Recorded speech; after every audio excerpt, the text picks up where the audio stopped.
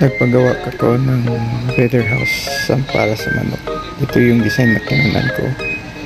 At ito yung mga sukat niya. Pero sa likod, may door din siya. Ito, nag-start na kami ng structure. Bali, 6 na breeder house din yan. At yun, nabubungan na. Lagyan na ng bubong. Tapos yan, nilinis din namin ang paligid para at least iwas sa mga ahas, sa mga intruder para dun sa ating alagang manok. Kasi baka pamahayan ng mga ahas yung madam. Mas maganda yung malinis at kita kagad. Yan, may bubong na siya at yung paligid ay malinis na din. Ayun, nagpo-flooring na para sunod nito is yung dingding na pagkatigas ng flooring. Yan na po.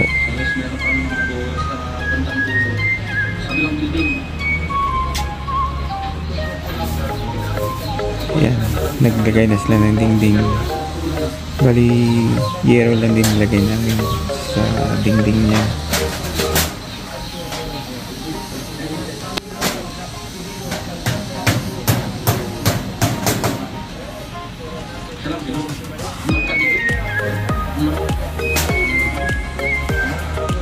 At mga backyard, dapat pag magmanukan kayo, unahin nyo talaga yung pabahay nila.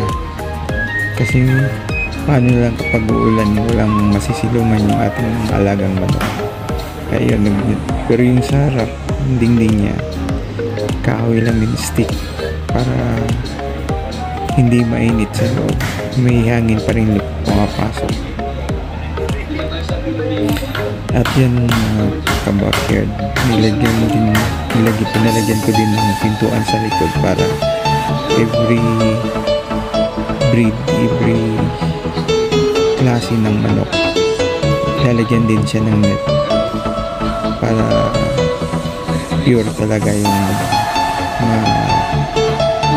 produce natin. Titingnan ko kung lahat ay malinis na ang palibot. Para sa this one, maglagay na rin kami ng net. Ininet din namin yung buong paggagalaan ng ating mga manok para at least iwas sa mga predator gaya ng mga pusa, aso, at yung iba pa. Ay, naglagay na po kami sa nagpausap para kung meron mang mga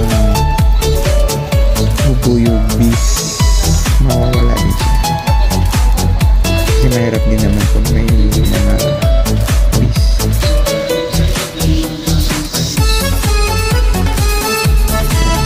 Malinis na po yung paligid. Bali yung net pala nito ay 200 meters.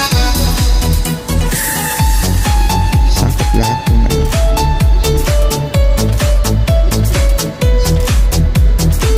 Pero yun ay para lang sa pwedeng sa likod din ng kamalig na papagawa. Yan, may net na po yan. At ito na po yung bahay na yung breeder house. 6 na butas po yan. At malapit na po matapos. Pinamadali ko talaga kasi para mailagay na yung mga breeder natin. Meron na kasi kung nabiling mga chicken nasa bayan pa, dun sa bahay mismo namin.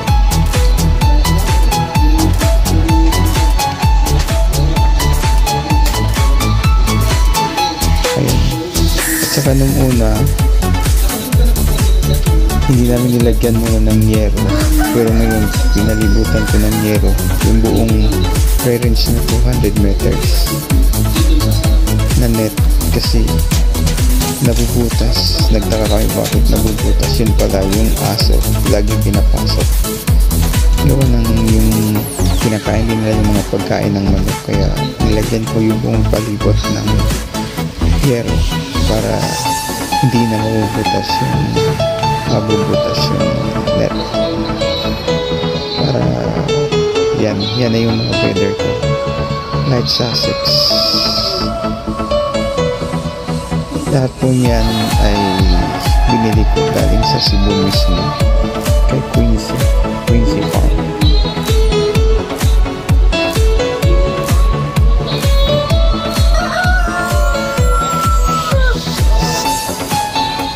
Ito naman ay ang Rhode Island.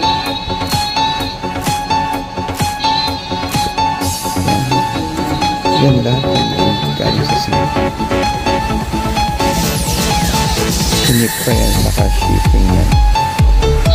Dahil kinuha nila namin dun sa pier.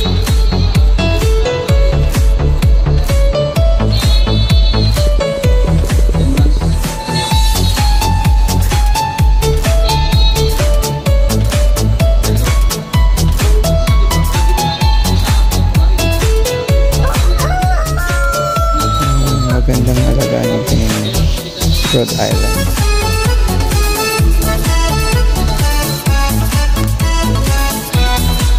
Kasi egg production at saka meat production, dual purpose. At ito naman ay ibang klase din, BPR. Same with Rhode Island, egg and meat production. Kaya yan, nilagyan ko talaga ng meat para mahiwa-hiwala yung iba't ibang lahi, hindi siya ma-mix. Yan, BPR Polymount Bird Polymount Rock. Take me to the place I used to run. Remember the house where I was born. At ito Baby, you don't know me. Dominant Blue. Baby, you don't know. Ito naman ay Black I'll show Astro. you all the stars I used to hide. No one ever seemed to realize. But baby, you will know me. Baby, you will know.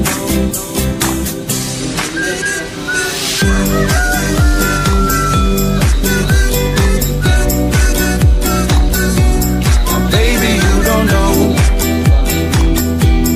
Baby, you don't know.